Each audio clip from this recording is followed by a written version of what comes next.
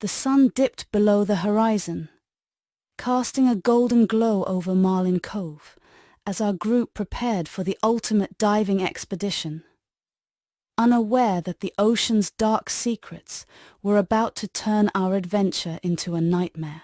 We had come to this picturesque coastal town for its serene beaches and crystal clear waters, eager to explore the depths that few had dared to venture.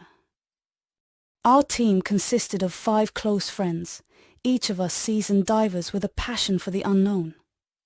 There was Jake, our fearless leader, Maria with her keen eye for marine life, Tom, the jokester, Sarah, the cautious one, and myself, the storyteller. We had all the equipment we needed and an unquenchable thirst for adventure. As we boarded the boat and set sail towards our diving spot, the excitement was palpable. The ocean stretched out before us, a vast mysterious expanse that held untold wonders. Little did we know, it also harbored ancient and malevolent secrets that would soon be revealed. Our destination was an area known as the Abyssal Trench, a deep and uncharted part of the ocean. It was rumoured to be filled with ancient shipwrecks and unexplored caverns, making it the perfect spot for our dive. We were ready for anything, or so we thought. The first day of diving went smoothly. We marvelled at the vibrant coral reefs and the teeming marine life that surrounded us. Schools of colourful fish darted around us, and we even spotted a few dolphins playing in the distance. It was the kind of day that made us fall in love with the ocean all over again. That evening, as we sat around a campfire on the beach, Jake shared stories of legendary sea creatures and sunken treasures. His tales were captivating, and we all laughed and joked, unaware of the darkness that lurked just beneath the surface. The next morning, we geared up for a deeper dive. The water was colder and darker as we descended, the sunlight fading into a murky twilight. The silence was eerie, broken only by the sound of our breathing and the occasional creak of our equipment. As we ventured deeper, we encountered the first of many strange sights. Ancient shipwrecks, their wooden hulls encrusted with barnacles, lay scattered across the ocean floor. It was as if we had stepped back in time into a forgotten world where these vessels had met their tragic end. We swam through the wreckage, exploring the remnants of these once mighty ships. It was both awe-inspiring and haunting, a reminder of the ocean's power and the fragility of those who dared to challenge it. But the further we went, the more unsettling the atmosphere became. Maria was the first to notice it, an unnatural stillness in the water, as if the ocean itself was holding its breath. She signaled for us to stop, her eyes wide with fear. We all looked around, trying to understand what had spooked her, but there was nothing to see. That's when we saw it. A shadowy figure moving through the water, just at the edge of our vision. It was gone as quickly as it appeared, leaving us questioning if we had seen anything at all. But the fear in Maria's eyes was real, and it sent a chill down my spine. We pressed on, driven by curiosity and the thrill of discovery. But the deeper we went, the more we felt like intruders in a place we didn't belong. The water grew colder, the darkness more oppressive, and the silence more deafening. As we explored a particularly intact shipwreck, we stumbled upon something truly bizarre, a series of carvings etched into the wooden beams. They depicted strange symbols and figures, unlike anything we had ever seen before. It was as if we had uncovered a lost language or a forgotten ritual. Sarah, ever the cautious one, suggested we head back to the surface. But Jake was determined to continue, convinced that we were on the verge of a monumental discovery. Reluctantly, we followed him deeper into the abyss.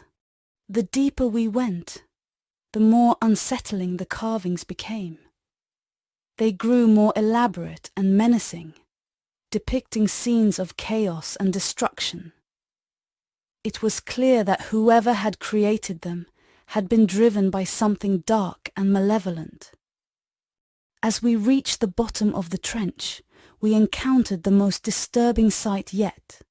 A massive, ancient structure, half buried in the sand. It looked like a temple, its stone walls covered in the same eerie carvings we had seen before. It was both fascinating and terrifying. Jake led the way inside, his flashlight cutting through the darkness. The air was thick with an oppressive silence, broken only by the sound of our breathing and the occasional drip of water. The walls seemed to close in around us, making it hard to breathe. We explored the temple's labyrinthine corridors, each one more foreboding than the last. The carvings on the walls seemed to come to life, their eyes following us as we moved. It was as if the temple itself was alive, watching our every move. As we ventured deeper, we began to hear strange sounds, whispers, and echoes that seemed to come from nowhere and everywhere at once. They grew louder and more insistent, filling our heads with a cacophony of voices. It was maddening. That's when we saw them ghostly apparitions, drifting through the water like phantoms. They were the souls of the shipwrecked, their faces twisted in anguish and despair. They reached out to us, their eyes pleading for help, but there was nothing we could do. The apparitions grew more numerous and aggressive, surrounding us on all sides. We tried to escape, but the temple seemed to shift and change, its corridors twisting and turning, trapping us in a nightmarish maze. It was as if the temple itself was alive, determined to keep us there forever. We were lost, disoriented, and terrified. Our flashlights flickered and died, plunging us into darkness.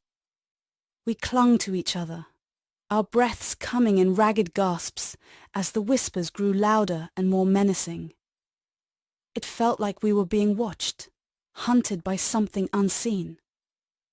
In the darkness, we stumbled upon a massive stone door, covered in intricate carvings.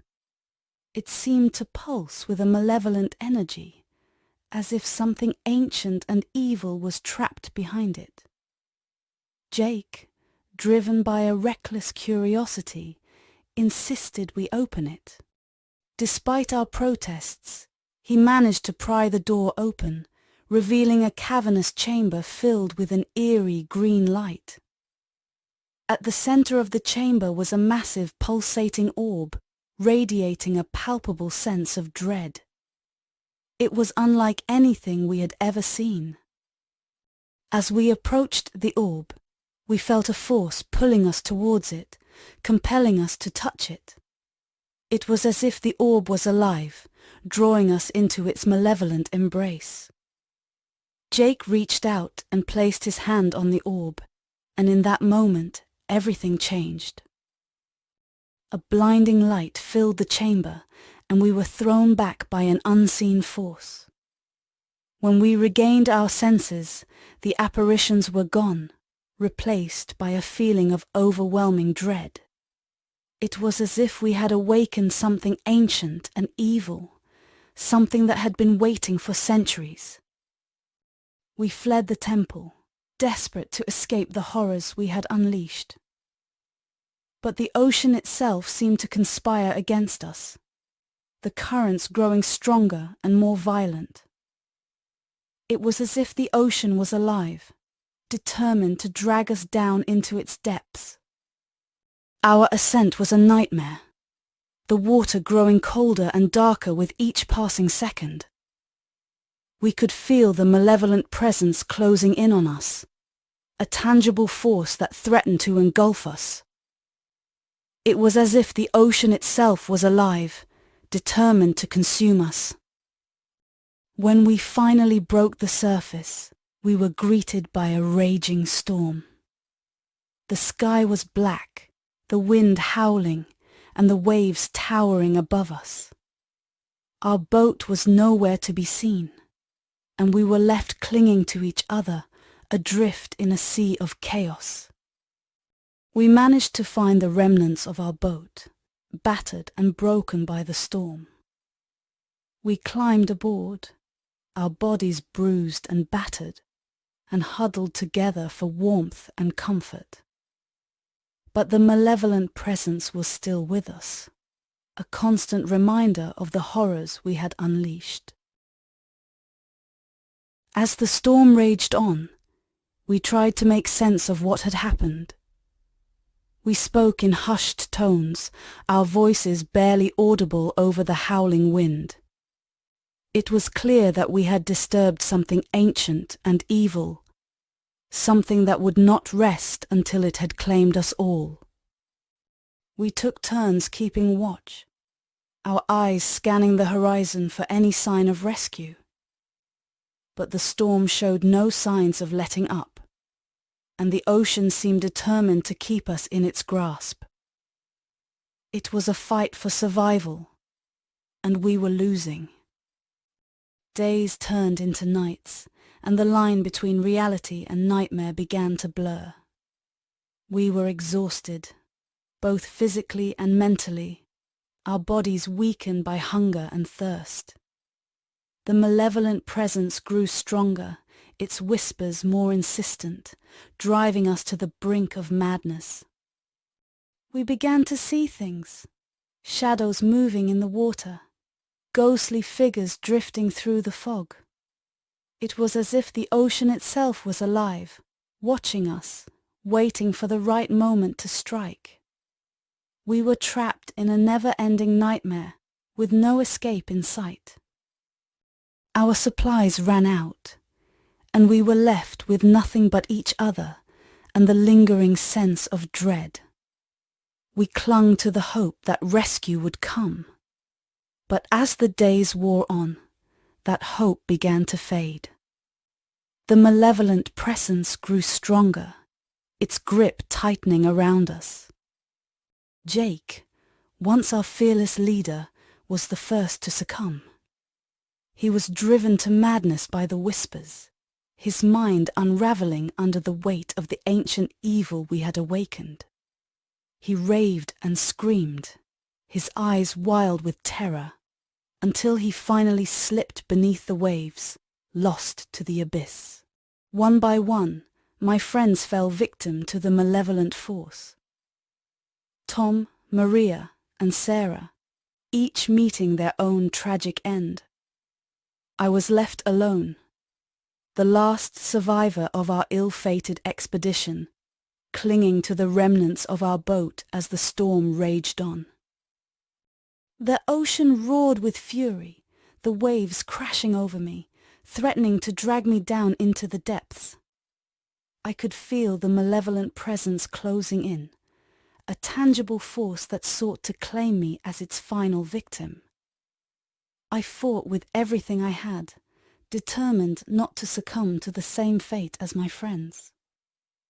As the storm reached its peak, I saw a light on the horizon, a distant ship, its beacon cutting through the darkness. I screamed for help, my voice hoarse and desperate, praying that they would see me and come to my rescue. It was my last hope, my final chance for survival. As the storm raged and the ocean roared with fury, I clung to the remnants of our boat, realizing too late that the malevolent force we had awakened beneath the waves would never let us escape its grasp. The ship drew closer, but I knew in my heart that it was too late. The ocean's dark secrets had claimed us all, and I was destined to join my friends in the abyss.